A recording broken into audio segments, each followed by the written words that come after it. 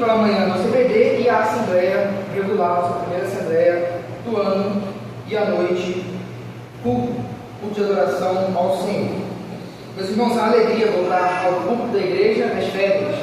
Nós visitamos algumas e é sempre bom ouvir, na verdade, é necessário ouvir. Mas para quem é pastor, dá saudade de falar. Então, estou aqui no culto fazendo o que amo e penso estar cumprindo a minha vocação.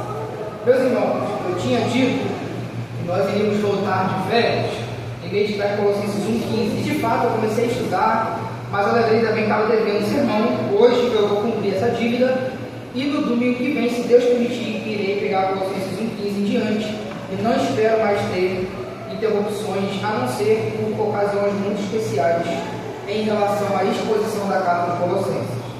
Hoje nós iremos pensar sobre a inabilidade humana, ou mais popularmente conhecido como depravação total. Vamos perceber a condição e a realidade do ser humano sem Deus. Para isso, convido os irmãos a lerem a Bíblia comigo em Romanos 3, versículo 9 a 20. Romanos 3, versículos 9 a 20.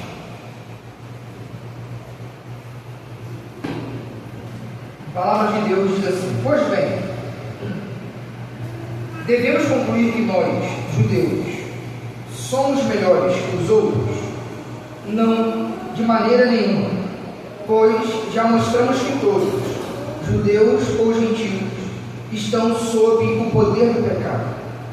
Como afirmam as Escrituras, ninguém é justo, nenhum sequer.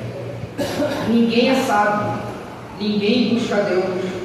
Todos se desviaram, todos se tornaram inúteis. Ninguém faz o bem, nenhum sequer. Sua conversa é repulsiva, como o odor de um túmulo aberto. Sua língua é cheia de mentiras.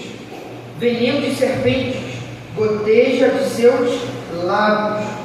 Sua boca é cheia de maldição e amargura. Apressam-se em cometer homicídio. Por onde passam, deixam destruição e sofrimento.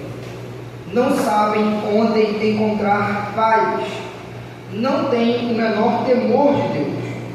É evidente que a lei se aplica àqueles a quem ela foi entregue, pois seu propósito é evitar desculpas e mostrar que todo o mundo é culpado diante de Deus. Versículo 20 para encerrarmos. Pois ninguém será declarado justo diante de Deus por fazer o que a lei ordena.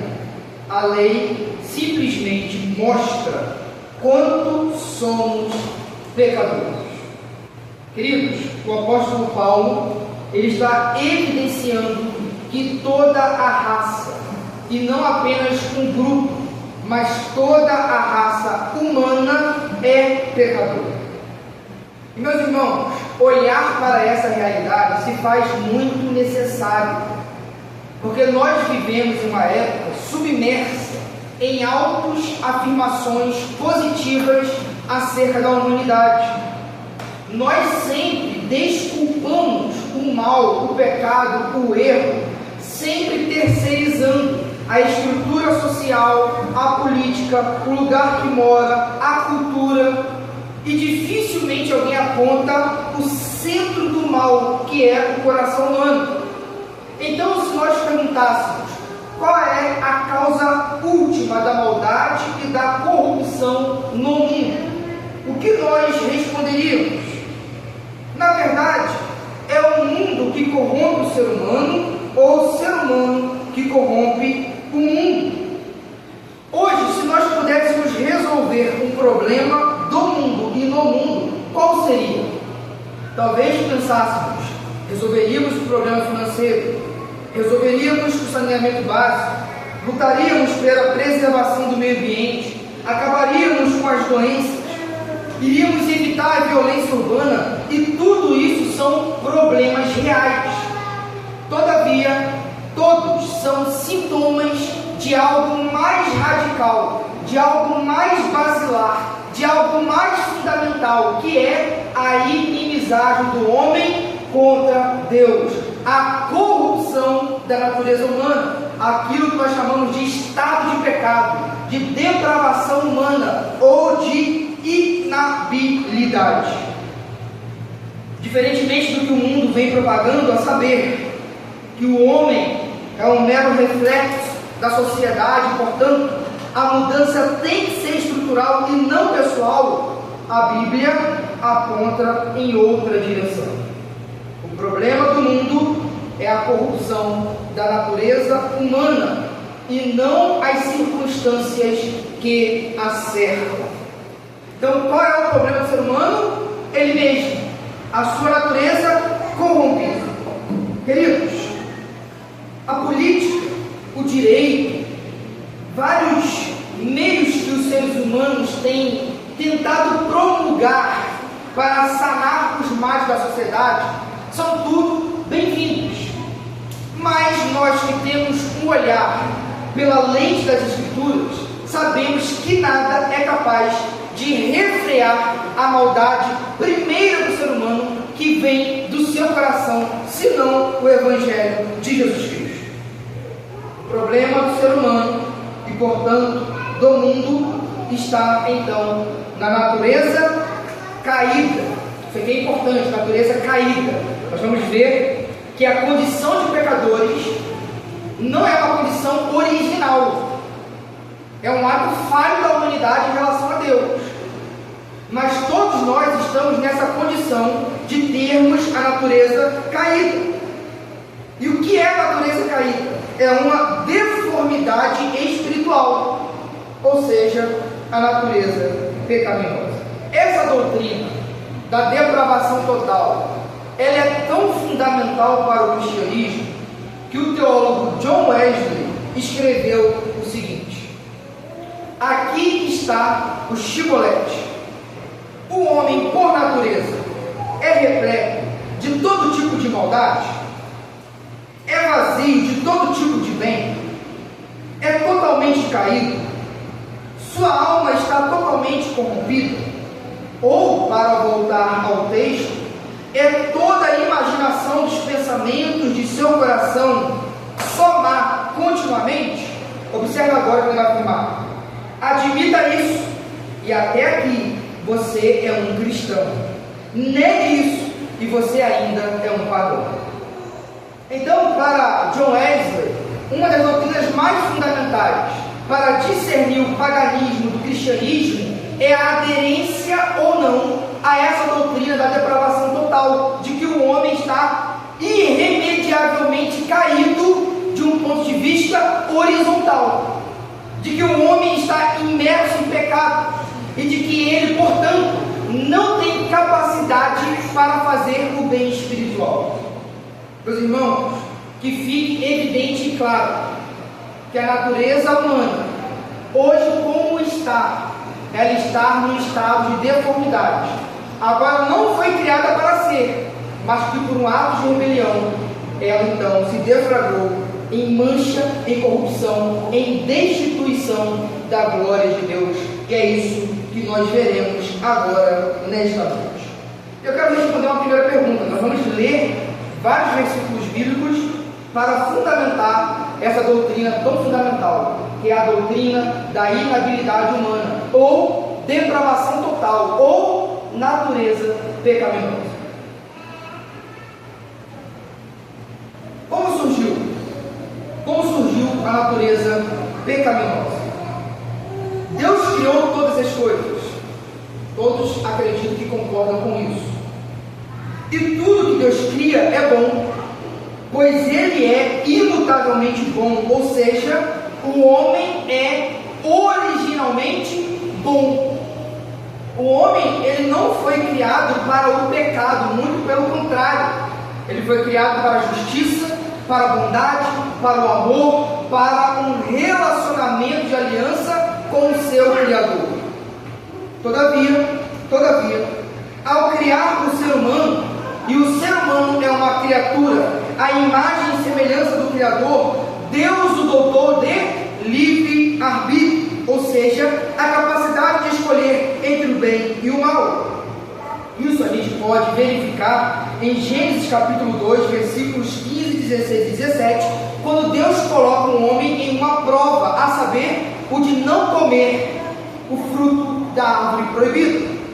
E nisso tudo está pressuposto de que o homem é um agente moral, é um homem que faz escolha, e que poderia, se ele agisse de maneira referenciada, perpetuar o estado de bem. Mas se ele viesse a ter uma outra referência como teve, que foi com Satanás, a serpente, ele cairia.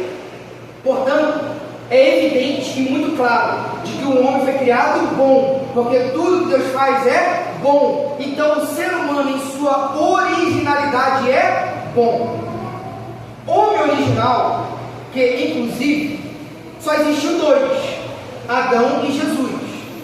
Adão e Eva, de maneira mais específica ainda, e também o Cristo.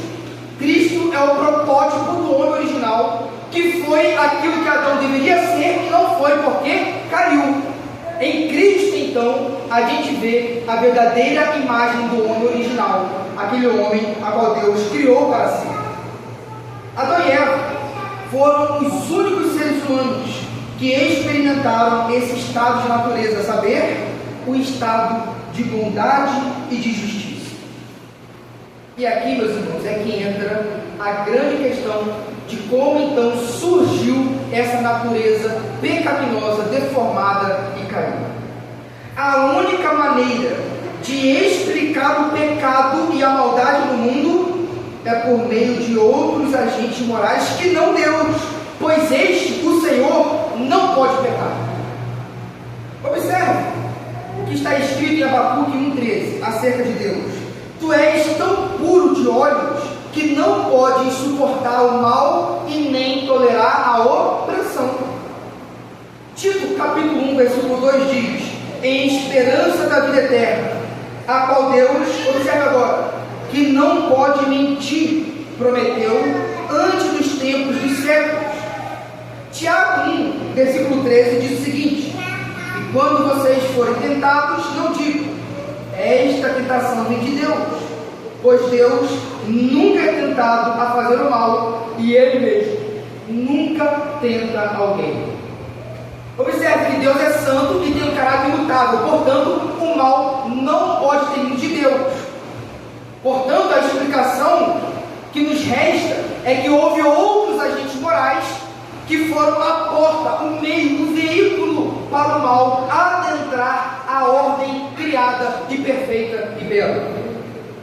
Ora, se tudo o que acontecesse no mundo fosse decorrente da natureza santíssima de Deus, não haveria pecado, caos, maldade ou confusão.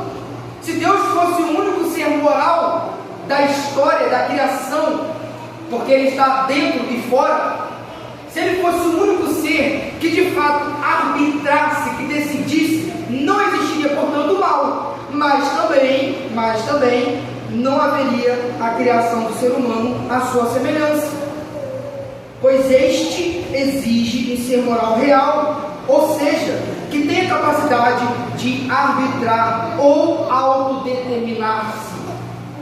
Deus não poderia criar um ser humano à sua imagem com liberdade e ao mesmo tempo o ser humano criado à sua imagem com liberdade não ter alternativa real de escolher entre o bem e o mal. Se não existisse essa opção real, não existiria humanidade à semelhança do Criador. E sendo semelhança do Criador, é necessário ser um agente moral que tenha essa capacidade de arbitrar, de se autodeterminar, de escolher. Agora, é importante ressaltar que mesmo entrando o pecado no mundo por meio da rebelião de Adão, não houve surpresa e muito menos derrota em Deus, pois tudo o que acontece está dentro de sua soberania e providência, dentro de seus decretos, horas absolutos, horas permissivos. Então a queda humana não pegou Deus de surpresa, nem muito colocou Deus contra a parede. Deus não perde. Todas as coisas que acontecem, mesmo tendo um ser humano capaz de autodeterminar, está dentro dos desígnios de Deus. Isso é tão verdade que as Escrituras nos revelam cordeiro estava imolado antes do pecado, no tempo, porque Deus já conhecia, já pré-sabia do desfecho da história, e que a história na mão da humanidade iria de mal a pior. Portanto, é importante notar que o livre-arbítrio humano foi a porta para o mal, mas que esse mal e essa liberdade relativa da criatura não é algo que assalta Deus da sua soberania. Então, a natureza pecaminosa surgiu de um ato da vontade humana em desconformidade com o preceito divino. De onde surge então o mal na história humana? Como surge então o pendor para o mal no coração humano, quando Adão e Eva agem em desconformidade com o preceito divino, e isso é um ato deliberado da vontade humana. Observe o seguinte: a natureza pecaminosa é uma condição autoimposta e não algo criado por Deus. Repito, a natureza pecaminosa é uma condição autoimposta e não algo criado por Deus.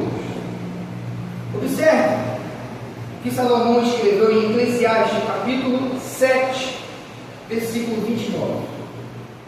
Eis aqui o que tão somente achei. Deus fez ao homem reto, porém eles buscaram muitas astúcias. Então aqui está a síntese. Deus criou o homem com retidão, porém o homem escolheu a estutícia, a pecaminosidade, a rebelião. E aí, a partir de Adão, o cabeça de toda a humanidade, e aqui nós chamamos, vou abrir um parênteses, outro ramo da teologia, que nós chamamos de solidariedade na raça. De alguma maneira, todos nós estávamos em Adão. Assim como nós estamos hoje em Cristo, porque cremos em Cristo, e somos salvos por meio de Cristo, por meio de outro, nós também estávamos em Adão. Então há uma solidariedade da raça. Em Gênesis 5, inclusive, Moisés escrevendo, vai falar que Adão gera no ser humano a sua imagem, porque agora a raça humana deformada transmite para a sua posteridade essa condição de caídos, de pecadores. A partir de Adão, todos os seus descendentes nascem com a corrupção em seus corações, ou seja, com a inclinação para o mal. Vou deixar dois textos do apóstolo Paulo que é fundamental para esse entendimento. Primeiro, Romanos capítulo 5, versículo 12, que diz o seguinte: quando Adão pecou, o pecado entrou no mundo, e com ele a morte, que se estendeu a todos, porque todos pecaram. Agora 1 Coríntios capítulo 15, versículo 21 e 22, diz assim: uma vez que a morte entrou no mundo por meio de um único homem, agora a ressurreição dos mortos começou por meio de um só homem. Assim como todos morremos em Adão, todos que são de Cristo receberão nova vida. Então, o que explica o pecado humano? O pecado original que aconteceu em Adão, e assim foi transpassado para toda a sua posteridade. Por isso, não há nenhum homem que nasça a semelhante a Adão antes da queda. Nenhum homem nasce neutro ou com uma justiça e uma bondade inerentes, íncitas em seu ser. Muito pelo contrário, todo ser humano nasce privado da justiça original, da bondade que Deus havia infundido em Adão antes dele pecar, porque agora nós nascemos à semelhança do Adão caído. Beleza, aqui nós explicamos como surgiu a natureza pecaminosa ou a depravação total. Mas o que é a depravação total? O que é a natureza pecaminosa? No que consiste essa doutrina tão fundamental das Escrituras? Meus irmãos, a natureza pecaminosa ou a depravação total não significa que somos tão maus quanto poderíamos ser. Observe o seguinte: se nós fôssemos maus, tão quanto poderíamos ser, não existiria sociedade, não existiria vida em comunidade, não existiria o próprio indivíduo, porque nós iríamos nos extinguir. Então Deus, em sua graça, está refreando as consequências e a intensidade do mal no coração humano. Então, quando nós falamos que o ser humano é totalmente depravado, nós não estamos falando em um conceito de intensidade. Observe agora, mas no conceito de extensão. Qual é a diferença? Intensidade é o grau do mal, e de fato há seres humanos mais entregues ao mal do que outros. Mas no sentido de extensão significa o seguinte: toda parte que constitui o ser humano foi afetada pelo pecado. Por isso nós falamos que o ser humano é totalmente depravado.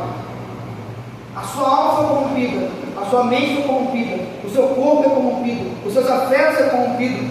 Não existe parte do ser humano que ficou incólume, que ficou ileso da mancha do pecado. Inclusive, até as nossas virtudes e as coisas mais nobres, nós percebemos a erva daninha do mal. Meus irmãos, eu vou perguntar para uma mãe que ama muito seu filho: você já teve vontade de matar o seu filho? Duvido que não. De esgoelar, de bater, de dar um chute para além das forças. Você já teve vontade, eu vou falar igual a esposa do Billy Graham, quando perguntaram para ela: você já teve vontade de separar do Billy? Nunca, mas de matar inúmeras vezes. As coisas mais belas do mundo são corrompidas pelo pecado. Ora a gente bate demais, ora a gente não disciplina, ora a gente ama com amor patológico, ora a gente entra numa indiferença.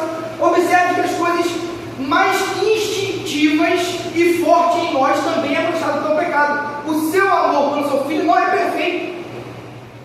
O amor do seu cônjuge por você nunca vai ser perfeito, porque em tudo que somos e fazemos está imbricado, manchado, corroído pelo pecado. Essa mancha nos persegue. Até no bem religioso, Charles Spurgeon fala que há pecado em nossa santidade. Então, observe o seguinte: quando nós falamos da depravação total, nós estamos falando não no sentido intensivo, mas no sentido extensivo. Cada faculdade do ser humano foi afetada pelo pecado. Agora, de novo, isso não significa que você não possa fazer um bem no sentido horizontal. Por exemplo, Jesus em Mateus 7, versículo 11 diz o seguinte: portanto, se vocês que são maus, olha só, Jesus reconhece a condição humana. Portanto, se vocês que são maus sabem dar bons presentes aos seus filhos, quanto mais seu Pai que está no céu, para dar bons presentes aos que lhe pedirem. Então, Jesus reconhece a maldade humana, mas também reconhece que nos vínculos horizontais, naqueles bens que me torna minimamente possível viver em família, em sociedade, é possível praticar. Ninguém precisa ser crente para dar um bom presente para o filho. Tá certo? Agora, é possível que o bem que eu faça, no sentido horizontal, seja um bem que seja aceito por Deus? Aí não. Por quê? Porque até os nossos melhores atos são manchados pelo pecado. Observe o que Isaías escreveu em seu capítulo 64, versículo 6. Profeta Isaías: mas todos nós somos como o imundo, olha agora, e todas as nossas justiças como trapo de imundícia. Ou seja, quando eu vejo o Kleber dando um beijo na Helena, eu reconheço um bem humano. Mas esse bem está manchado pelo pecado, portanto, não é um bem espiritual aceito por Deus. O ser humano divorciado de Deus pode produzir benesses horizontais, mas a sua intenção nunca é a glória de Deus. A sua intenção nunca é amar a Deus acima de todas as coisas, porque o ser humano, a parte da graça e entregue a si mesmo, se torna um monstro. Romanos 1, a gente lê Romanos 1, Romanos 3, é interessante que vai pincelar os atos de perversidade dos seres humanos. E aí no final Paulo fala assim, e aí Deus entrega o homem às suas próprias paixões. Meus irmãos, se Deus tirar a redenção do mal, a sua mão, a sua graça, nós nos matamos todos aqui hoje à noite. Porque essa é a condição do nosso coração. Mas observe o seguinte, Isaías disse que até os nossos atos de justiça estão manchados pelo pecado. Portanto, nós entendemos que a natureza pecaminosa alcançou até os recônditos mais obscuros da nossa alma, bem como as obras mais claras às vistas de todos os seres humanos. Significa que a corrupção do gênero humano atingiu cada parte, mas também, porque depravação total, porque atingiu todos os indivíduos da raça humana. Por que então nós chamamos de depravação total? Porque cada parte do eu, juninho, foi contaminado pelo pecado. Mas cada indivíduo da raça humana também foi alcançado. Foi o que Paulo argumentou em Romanos capítulo 3, quando ele fala que judeus e gentios, todos estão debaixo do pecado. Ou seja, essa é uma doutrina que nós, de maneira empírica, sabemos que é verdade, bem na nossa vida, bem como na vida do outro. O Chesterton fala isso, que a doutrina mais empírica das Escrituras é a doutrina do pecado original, da depravação total. Por quê? Eu não preciso falar que você é ruim, você sabe disso. Você sabe os maus pensamentos que passam na sua mente, os desejos que, se não fosse o Espírito Santo, iria explodir no seu coração. Você sabe das inclinações que o Espírito Santo precisa podar sempre no seu coração. Isso é uma língua comum dos seres humanos. Nós somos maus, e nada de bom há em nós que possa ser aceito por Deus, senão por intermédio de Cristo. E aqui entra a exceção, a única exceção da depravação total. O único ser humano que não teve uma vírgula da mancha e que nunca caiu foi Cristo Jesus. Por isso, concebido pela Virgem Maria, pela concepção do Espírito Santo, e não pelo tronco de Adão, mas diretamente do alto, o único protótipo, o ser humano verdadeiro que existiu sem a mancha do pecado. Agora, meus irmãos, eu vou ler brevemente alguns versículos que provam tudo isso que estou falando. Se eu falar e a Bíblia se calar, cale-se o pregador, correto? Mas vamos então para os versículos bíblicos. Vamos provar que cada parte do ser humano está corrompido. Meus irmãos, nós poderíamos gastar muito tempo, então eu vou focar aqui na mente e no coração, nos desejos e nos afetos e no corpo, para vermos como essas áreas foram afetadas pelo pecado. Coração e mente. Jeremias 17:9 diz o seguinte: coração humano é mais enganoso que qualquer coisa e é extremamente perverso. Quem sabe de fato o quanto é mal? Mateus 15:19. Pois do coração, olha só, meus irmãos, a fala do nosso Senhor e Salvador Jesus Cristo. Pois do coração vem maus pensamentos, homicídio, adultério, imoralidade sexual, roubo, mentiras e calúnias. Nós podemos parar aqui e ficar só aqui no sermão todo. Dá para explorar muito cada detalhe. Mas sabe qual é o seu maior inimigo, meus irmãos? Agora com esse versículo você sabe: o seu coração. Não é a Samiri que faz eu querer matá-la. É o meu coração que deseja o homicídio dela. É o meu coração que deseja que outros venham cair e eu me alegrar. Então, observe o seguinte: para Jesus, a fonte de todo mal, você pode chegar, meus irmãos, para o pastor, para qualquer pessoa, e conseguir justificar o seu pecado. Eu quero ver você fazer isso com Jesus. Que ele vai olhar para o seu coração e vai colocar um espelho e dizer assim: olha para ti, porque tu és a fonte do mal. O mal do outro não justifica o mal que eu faço com ele. Agostinho, falando sobre isso, ele fala que eu preciso perdoar o mal que a Isete cometeu sobre mim, para que não haja dois infratores, dois maldosos. E observe o seguinte: que para a gente fazer o mal, não basta outra coisa, basta existirmos em nós mesmos, basta Juninho ser Juninho, e não Juninho regenerado pelo Espírito. É o que Jesus está falando. Agora vamos para os desejos e afetos. Efésios 2:3. Todos nós vivíamos desse modo. Que modo? Seguindo os desejos ardentes, as inclinações de nossa natureza humana. Olha agora, éramos por natureza merecedores da ira como os demais. Romanos 1:24. Por isso, Deus os entregou aos desejos pecaminosos de seu coração. Como resultado, praticaram entre si coisas desprezíveis e degradantes com o próprio corpo. Agora, Romanos 7, versículos 18 a 23, vou ler em uma sentada só, para falar da depravação que atinge a mente, mas também o corpo. Porque eu sei que em mim, isto é, na minha carne, não habita bem nenhum, pois o querer o bem está em mim, não porém o efetual. Queridos, eu não vou pedir para levantar a mão, porque é por efeito de retórica o que eu vou perguntar. Mas quem aqui nunca desejou fazer o bem e viu que estava preso em executá-lo? Meus irmãos, a coisa mais notória e empírica é essa fala de Paulo, porque eu sei que o bem está claro, eu preciso amar, eu preciso disciplinar, eu preciso congregar, eu preciso ler, eu preciso orar. Nós estamos já convencidos intelectualmente, a gente sabe que o bem é algo claro e que está posto diante de nós, porque Deus assim revelou. Mas há uma fraqueza, há uma pré-indisposição em fazer aquilo que a gente sabe que é bom.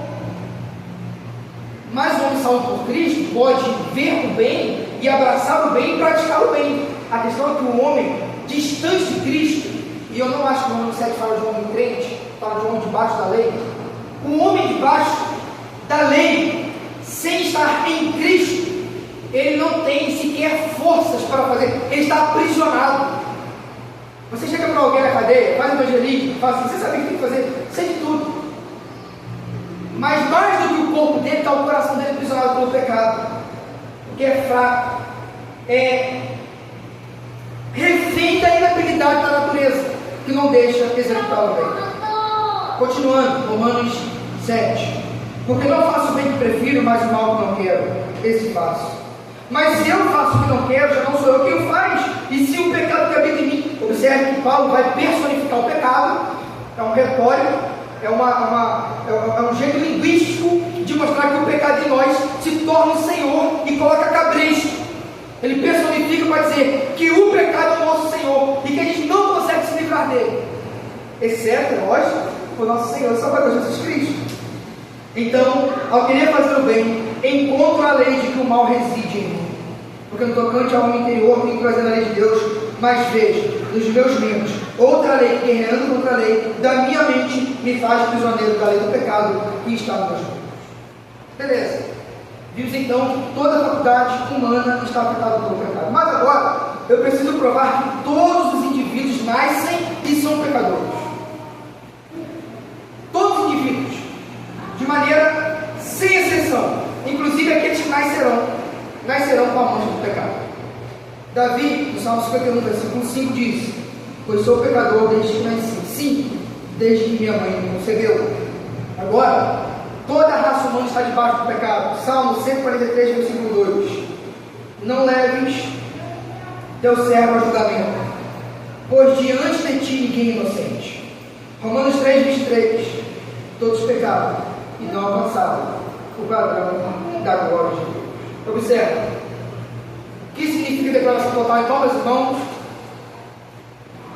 o indivíduo em todas as suas faculdades e constituição foi afetado pelo pecado.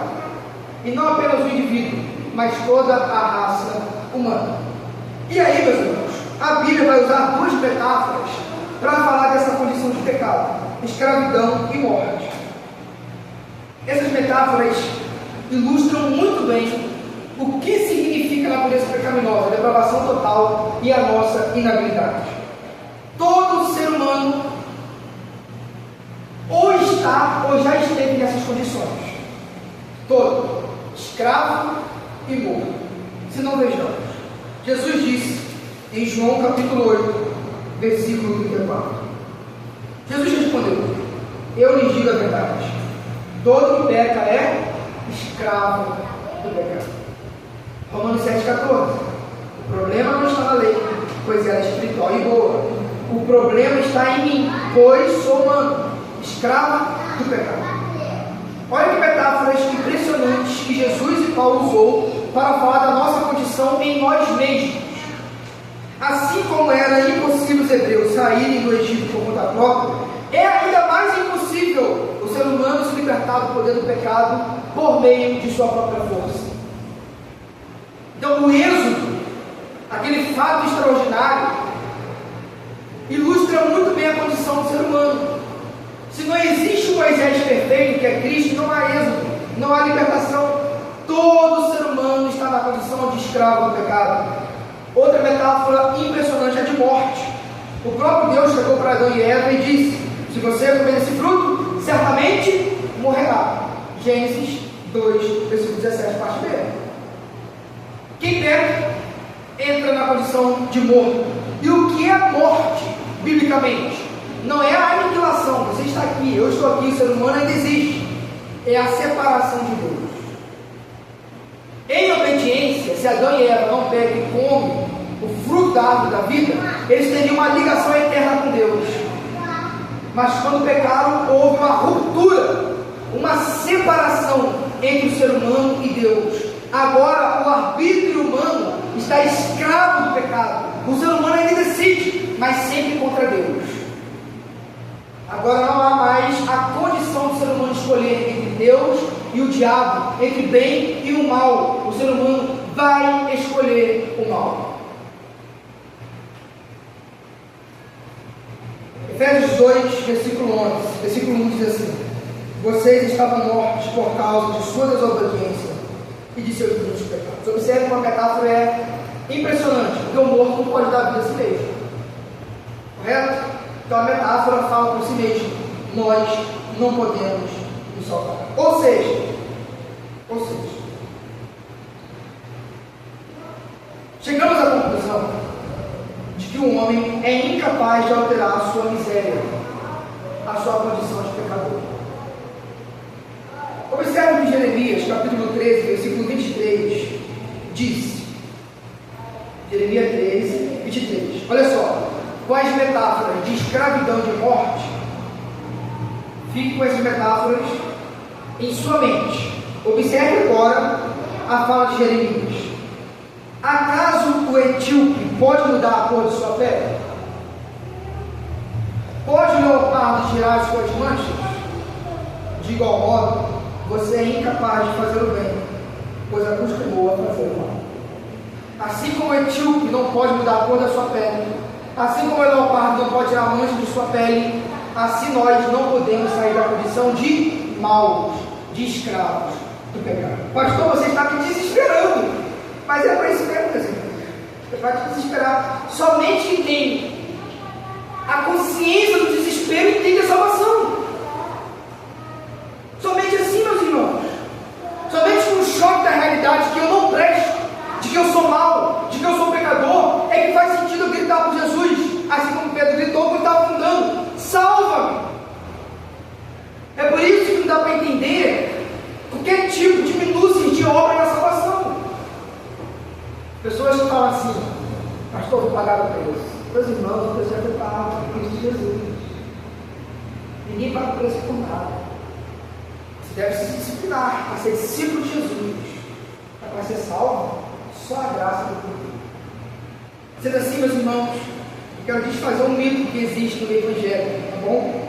Observe, tome um choque, mas aceite porque é bíblico. Sendo assim, não é correto falarmos que temos livre arbítrio para o bem espiritual. O ser humano é escravo e morto. Nenhum ser humano tem livre arbítrio para o bem espiritual.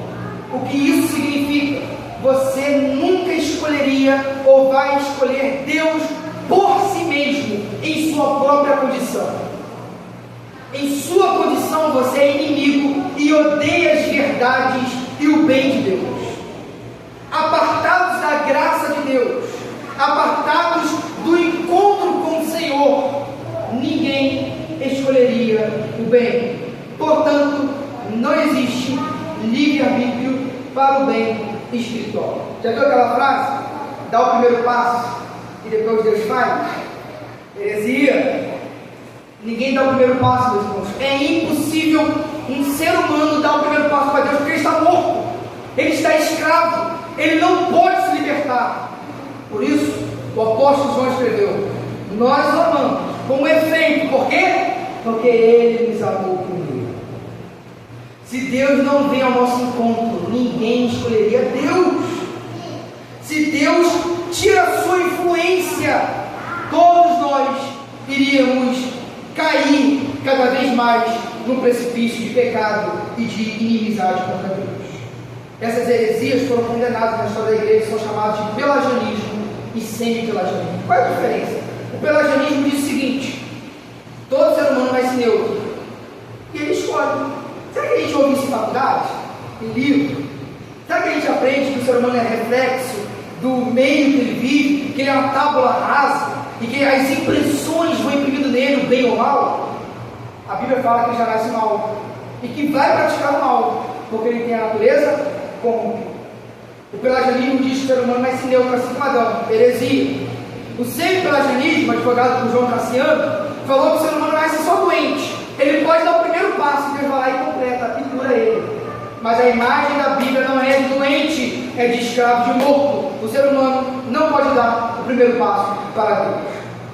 Aí você fala assim: pastor, então por que eu estou aqui? Porque Deus deu um passo a seu favor. Porque Deus foi te buscar. Porque Deus foi te tirar da sarjeta. Porque Deus entrou na história para nos salvar. E a sua graça, como disse John Flatt, antecipa toda e qualquer decisão humana. Não existiria decisão pró-Deus se Deus não antecipasse o nosso arbítrio e libertasse ele da escravidão e nos desse as condições para escolher. Vou encerrar essa parte para aplicações com duas falas de um teólogo chamado Armínio.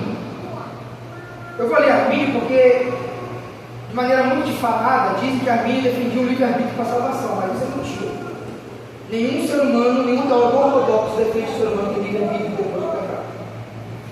Armínio escreveu o seguinte: o livre-arbítrio do homem em direção ao verdadeiro bem não está apenas ferido, mutilado, débil, inclinado e enfraquecido, mas também aprisionado, destruído e perdido.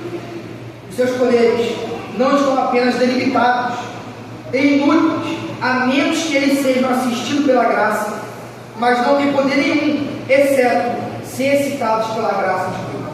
Ainda Armínio escreveu o seguinte: em seu estado pecaminoso e caído, o homem não é capaz de, por si mesmo, quer seja pensar, querer ou fazer o que é de fato bom, nem sequer imaginar e querer o bem. Mas é necessário que seja regenerado e renovado em seu intelecto, afeições e vontade, e em todas as suas atribuições, por Deus, em Cristo, através do Espírito Santo, para que seja capaz de corretamente compreender, estimar, considerar, desejar e realizar o que quer que seja verdadeiramente bom. Quando ele é feito um participante dessa regeneração e renovação, eu considero que, uma vez que ele é liberto do pecado, ele é capaz de pensar, desejar e fazer o que é bom, mas entretanto, não sem a contínua ajuda da graça divina. A graça divina antecipa a nossa escolha, nos capacita, e depois a gente está bom? Beleza, fomos regenerados, agora Deus pode sair porque agora eu dou conta. Não!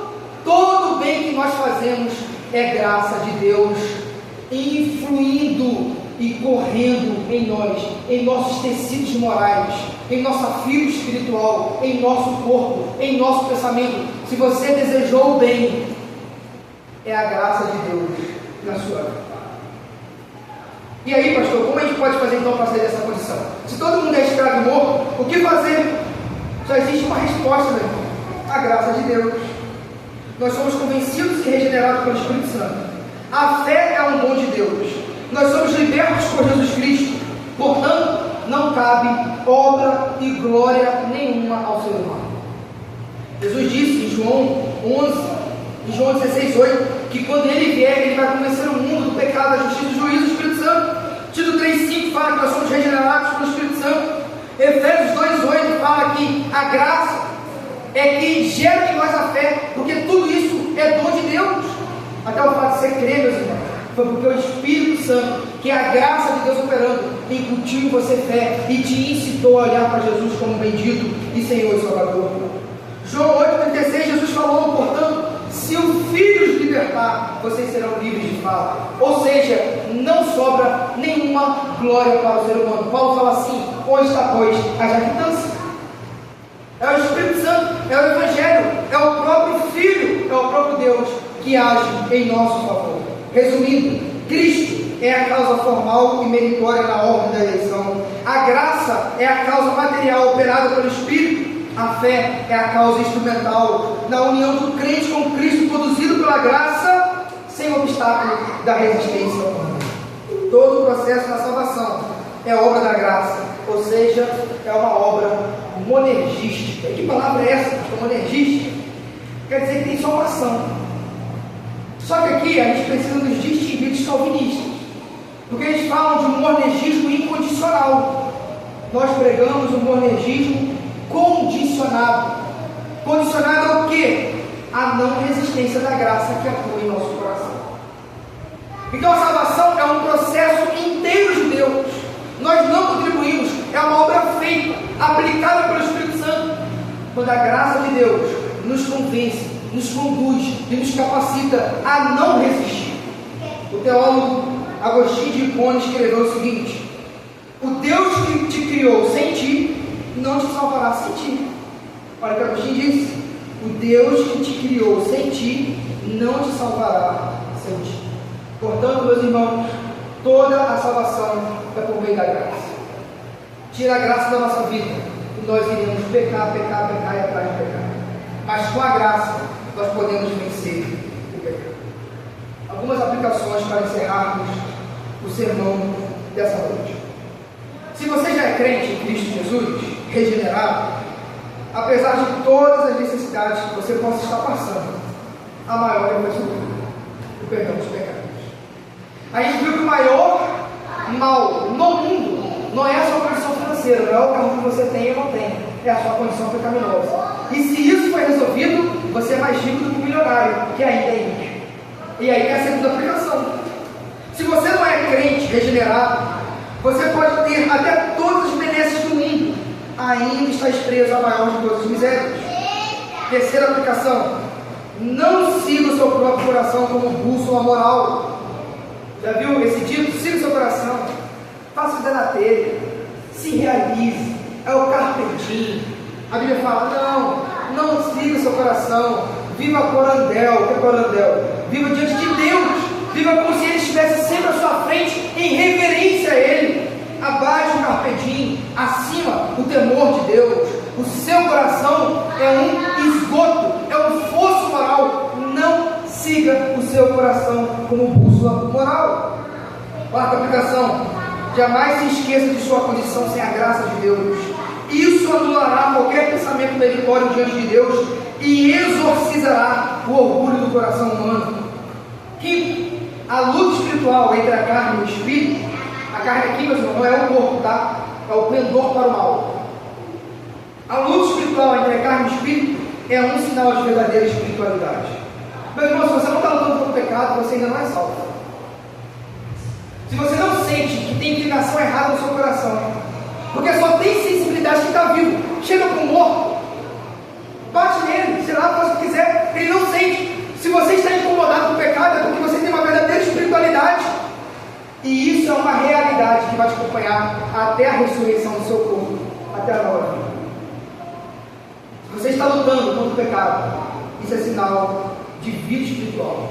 E essa luta será até Jesus Cristo voltar ou até a sua morte. Martinho Lutero disse um negócio muito interessante. Olha só: pensei que o velho homem tinha morrido nas águas batismais, mas descobri que o infeliz sabia nadar. Agora tem que matá-lo todos os dias. Ser salvo pela graça não significa que você vai anular a natureza pecaminosa. Significa que você não é mais escravo, que o poder do pecado não é mais o seu senhor. Agora você pode relativizar o pecado.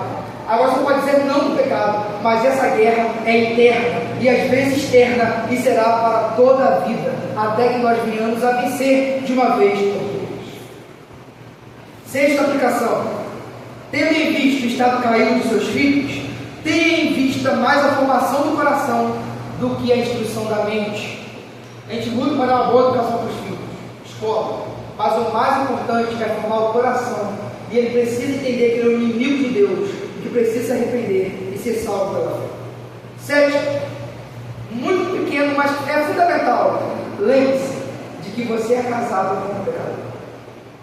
Tem um livro que diz assim: quando pecadores dizem sim. Mas irmãos, lembre-se, tome um chá de realidade, tire o dedo de princesa, de príncipe. Você casou com um pecador. Isso irá te custar muito menos, porque você sabe com quem você está casado. Oitavo, pratique as disciplinas espirituais viáveis ao combate ao pecado: oração, leitura e meditação da Bíblia, comunhão com a igreja, ouvir louvor, cantar louvores espirituais. Nono e penúltimo, a tristeza pela inclinação ao mal é uma realidade na vida daqueles que amam Jesus. Meus irmãos, talvez ninguém aqui esteja lutando com pecado externo, visíveis, mas todos nós sabemos da inclinação do nosso coração. E às vezes eu falo assim: Deus, como esse pensamento chegou na minha mente? Eu não acredito. Eu não acredito ainda que eu tenho essas inclinações. Eu não acredito ainda que eu preciso policiar os meus olhos diante de uma mulher bonita. Eu não acredito que ainda eu preciso averiguar o meu coração diante de uma oportunidade de ganhar um dinheiro. Eu não acredito que essas coisas ainda invadem o meu coração. Não acredito que ainda meu coração às vezes pensa em colar o esboço, dizer que é meu, entregar e tudo. Às vezes a luta é só interna, mas é uma luta real.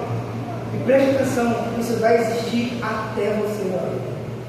Agora, não confunda a tentação com o pecado. O Pedro também disse: você não pode pedir que o pecado voe sobre a sua cabeça, mas pode pedir que faça limpo. Por fim, o arrependimento é o santo remédio que deve ser administrado contra o pecado. O arrependimento não é só para ser salvo, para também para a santificação.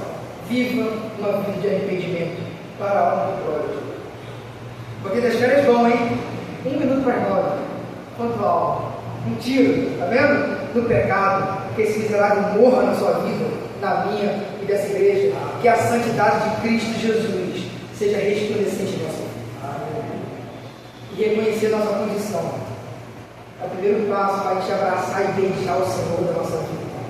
Porque o sangue do Cordeiro nos cobriu. Ufa, que alívio! Diante de um raio-x, de um diagnóstico tão ruim, a gente sai daqui alegre, porque o sangue de Cristo Jesus nos cobriu de todo pecado. Louvado seja. Vamos colocar de pé, meus irmãos, o livro que vem, se Deus permitir, Colossenses 1, versículo 15.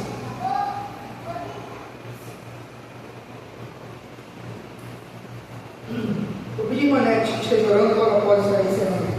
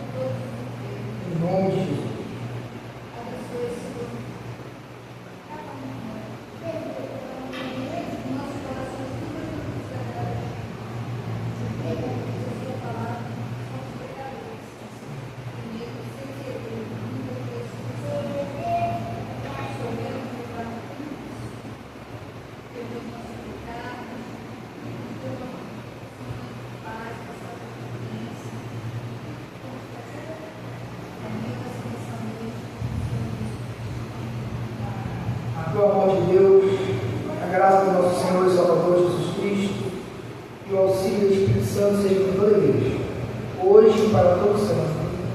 Amém. Por encerrado, corações silenciosos nós encerramos.